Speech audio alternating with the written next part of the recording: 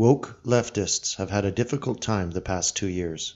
The list of ordinary acts that are called covert white supremacy has been growing exponentially since the Trump presidency began, and as the widening divide over NFL protests show, the racially tinged culture war is just gaining momentum. Conservative media loves the liberal obsession with declaring innocuous activities as white supremacy because the wild headlines are red meat for talk radio and email newsletters. But mainstream right-wing commentary on these stories is amazingly shallow. Republican lawmakers use a standard soundbite comprised of an indignant denial of GOP racism, plus a preemptive disavowal of conservative racists. This earns them precisely zero credit with the media and the left. Conservative pundits lament the loss of common-sense American values, without offering any explanation for why those values have been in free fall since the 60s. The mainstream right seems to regard declarations of white supremacy as isolated incidents and politically foolish acts perpetrated by rage-filled progressives. The GOP is genuinely surprised every time they lose ground in the culture war to such seemingly ridiculous attacks. By declaring such attacks madness, conservative pundits absolve themselves of the responsibility to analyze and counter these assaults on whiteness. The mainstream right is not curious enough to track the progression of allegations of white supremacy, however, and the left does have a clever method to their apparent madness. Liberals begin an anti-white attack by condemning some distant act of racism, so that moderate whites can comfortably agree. Once whites have shown their willingness to concede a minor point, the liberal left rapidly moves the goalposts until those tolerant, progressive whites are themselves accused of racism. Let us use the symbol X to represent any white institution or activity. X could be sports, higher education, Hollywood, the music industry, or local government. The left's attacks will follow the same general pattern no matter what X represents. Using this alt-right guide to white supremacy, you will be able to not only understand the leftist tactic being used, you will also be able to predict for friends and family the next stage of white supremacy outrage. Whatever topic is selected for forced re-education is first attacked through its history.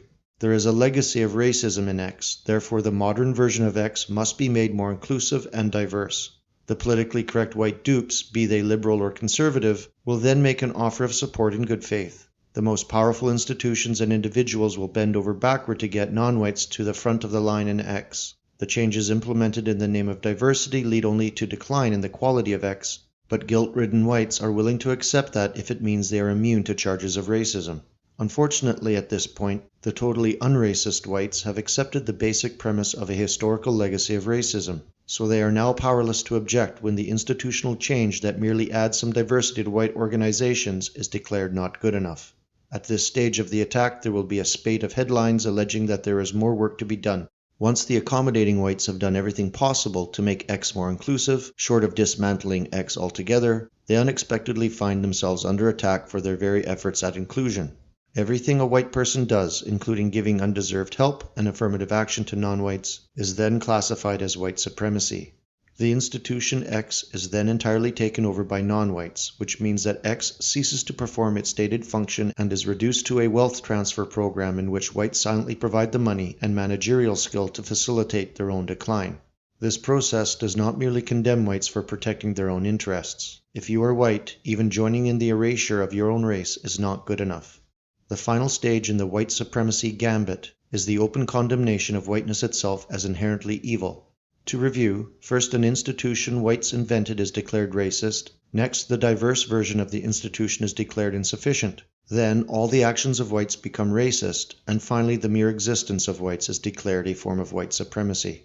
This last stage is quite a compliment when you think about it. People of color are so intimidated by the achievements and potential of whites that our very existence on Earth is de facto supremacy. Unfortunately, this also makes certain that real genocide will proceed at some point in the future. The white supremacy gambit clearly shows the inadequacy of GOP political philosophy. When a Republican talks about common sense, American values, or the Constitution, they are merely trying to avoid identity politics. But identity politics are inextricably linked to all the values that Republicans hold dear.